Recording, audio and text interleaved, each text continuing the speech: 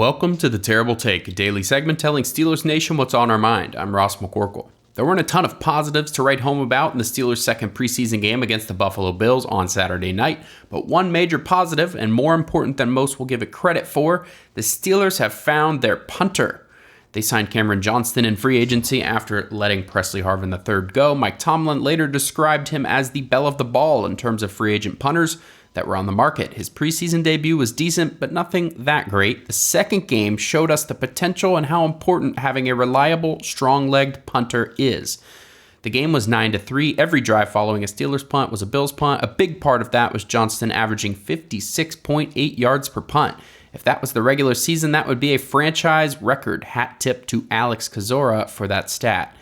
It was obvious to anyone watching how big of an asset he was. If that single game average held up over the course of a season, Johnston would have led the league last year in yards per punt, and by a pretty good margin. He booted 3 for over 60 yards, including a 65-yarder, no touchbacks, and 2 punts pinned inside the 20.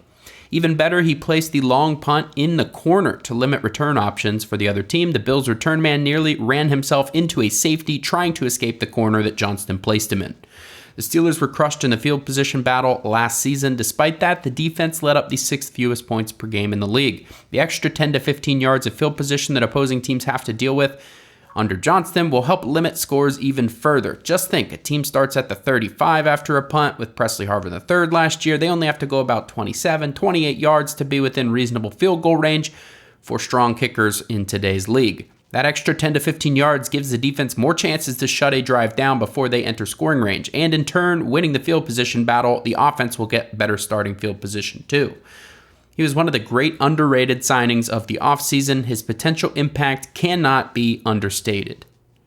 Be sure to follow us at SteelersDepot.com and check out episodes of The Terrible Take every day at 5 p.m. Eastern Time, and check out The Terrible Podcast with Dave Bryan and Alex Kozora every Monday, Wednesday, and Friday.